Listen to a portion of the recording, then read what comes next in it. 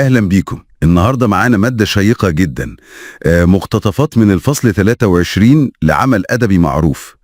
بنتابع رحلة الشاب بيب. تمام، وتحديدا وصوله لبيت عائلة بوكيت لأول مرة. دي مرحلة جديدة خالص في حياته وهو بيحاول يبقى جنتلمان. والانطباعات الأولى دي بصراحة بتدينا صورة مفصلة جدا عن البيت ده وأهله. بالظبط. واحنا هنا هنركز على الجو العام اللي هو تحس انه ملخبط كده ومش مريح في البيت، وهنحلل اكتر شخصية السيد والسيدة بوكيت فعلا، ونشوف ازاي النص بيورينا الفرق الكبير بين الواجهة الاجتماعية اللي بيحاولوا يحافظوا عليها وبين الفوضى اللي جوه البيت. هو ده هدفنا في تحليلنا ده، نستكشف الأجواء دي ونشوف النص عايز يقول إيه عن فكرة التظاهر دي ومحاولة إخفاء الحقيقة. طيب خلينا نبدأ بالسيد بوكيت. الكاتب بيقول إنه شكله لسه شباب شوية رغم شعره الأبيض، بس في نفس الوقت باين عليه القلق والتوتر. والمثير كمان في شخصيته هي الخلفية بتاعته، خريج هارفارد وكامبريدج. ده يخلينا نفكر إنه كان ممكن يبقى ليه مستقبل مختلف تماماً. صح. لكن النص بيقول إن جوازته المبكرة من السيدة بوكيت دي أضرت بفرصة، عشان كده اضطر يشتغل مدرس خصوصي مراجع لغوي عشان يعرف يصرف عليهم. والشركة الإرادية بتاعته دي، إنه يشد شعره لفوق كده بإيديه الاتنين لما يبقى عاجز عن حاجة، دي غريبة قوي، كأنه بيحاول يرفع نفسه لفوق. أنا شايفة إنها أكتر من مجرد توتر عادي، الحركة دي كأنها بتلخص الإحباط بتاعه وإحساسه إنه محبوس في وضع مش مناسب ليه أبداً. في صراع جواه بالظبط، صراع داخلي واضح. ولو رحنا بقى للسيدة بوكيت هنلاقي شخصية برضو غريبة ومعقدة. غريبة جدا، فكرة إن أبوها فارس وكان كل همه الألقاب، ورباها على إن كل هدفها تتجوز واحد بلقب ومالكش دعوة بأي شغل بيت. والنتيجة زي ما الكاتب قالها ببساطة، شكلها كويس بس زي ما بيقول كده عديمة النفع تماما.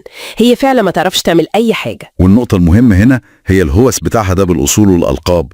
طبعا ده واضح جدا في اهتمامها الزايد بالشاب درامل، مش عشان أي ميزة فيه، لأ عشان بس هيورث لقب بارونات قريبا. ده غير الكتاب اللي مبتسباهوش من إيدها عن الألقاب ده، كأن هو ده علمها الوحيد اللي بتفهم فيه أو اللي بتحس فيه بقيمتها.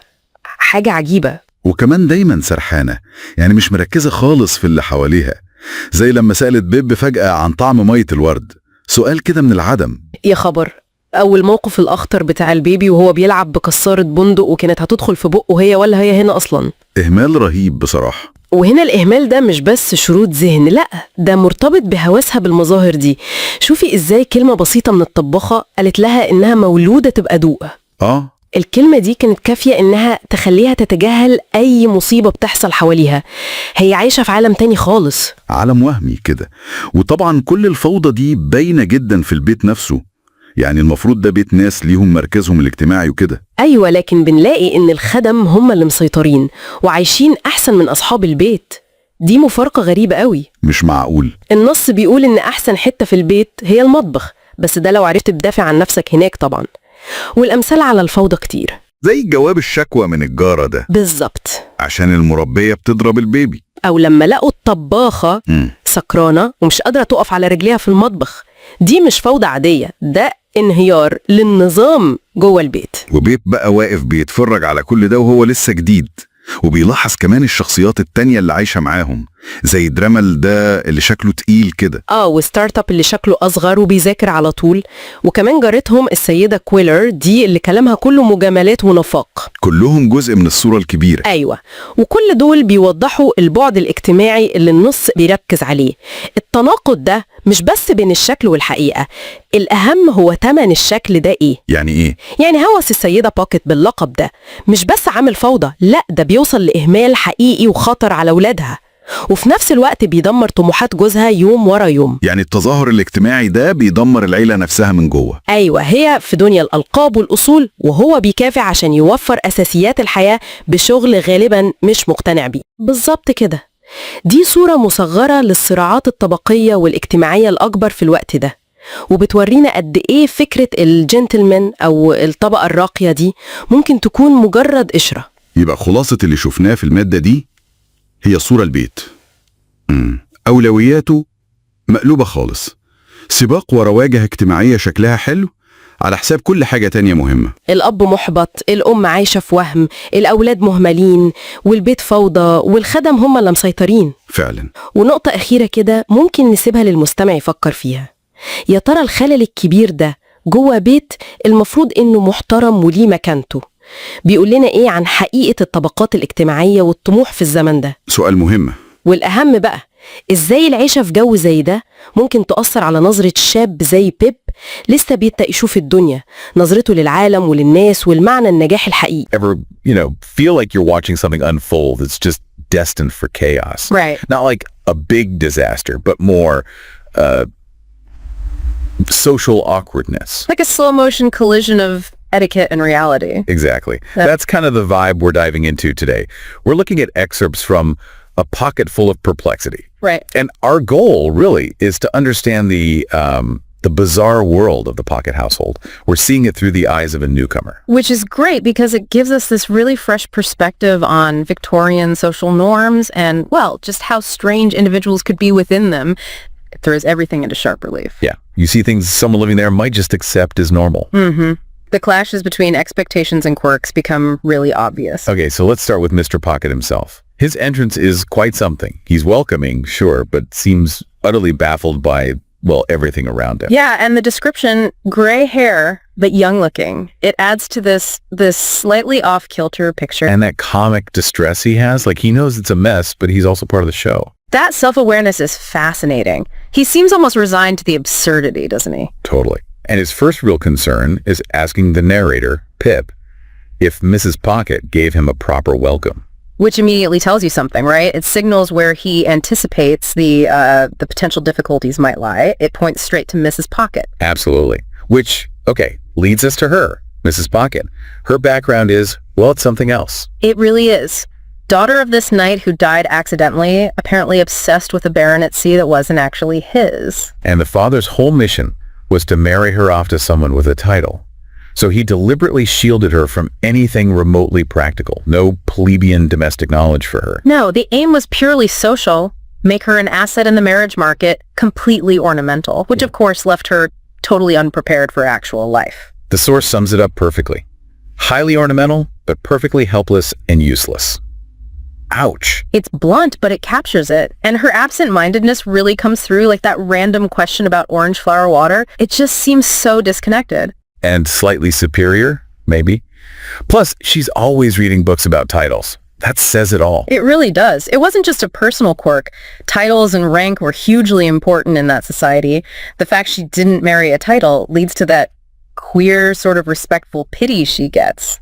Yeah, it shows how much your social standing defined you back then. Definitely. Your whole worth seemed tied to it.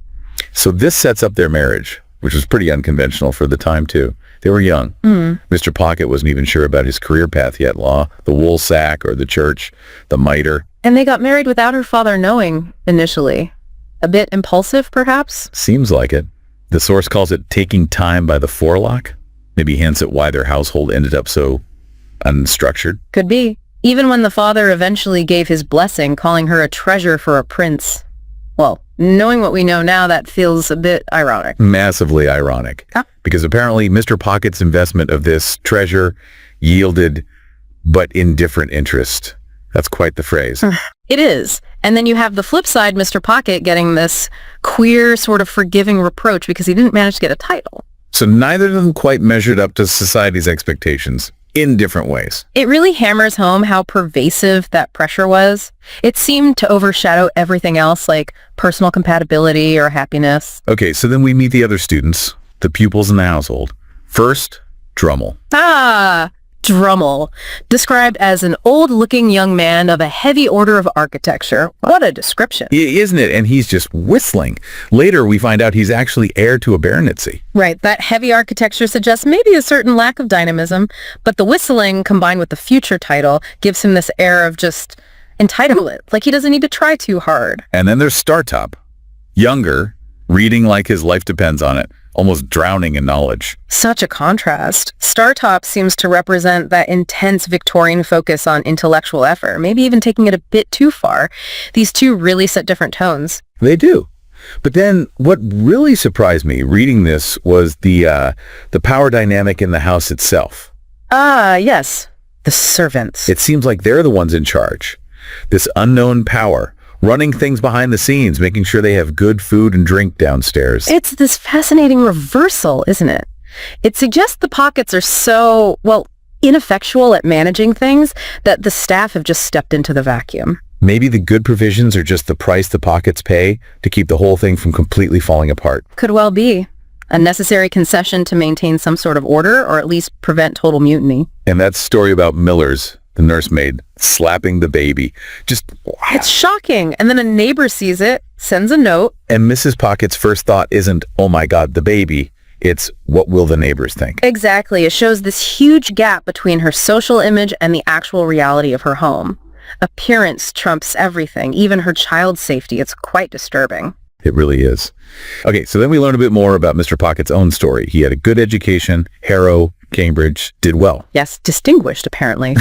But marrying early seems to have, as the text says, impaired his prospects. Right. So instead of a grand career, he ends up as a grinder, basically tutoring less than brilliant students. Always with these hints of future advancement, preferment, that just never seem to happen. It paints a picture of potential somewhat thwarted by circumstance or maybe by the rigid social system. He ends up in London, tutoring, doing some literary compiling, correcting texts, patching things together. Supplemented by some private income, thankfully. But still, it feels like a life quite different from what his education might have promised. Shows a certain resilience, though. True.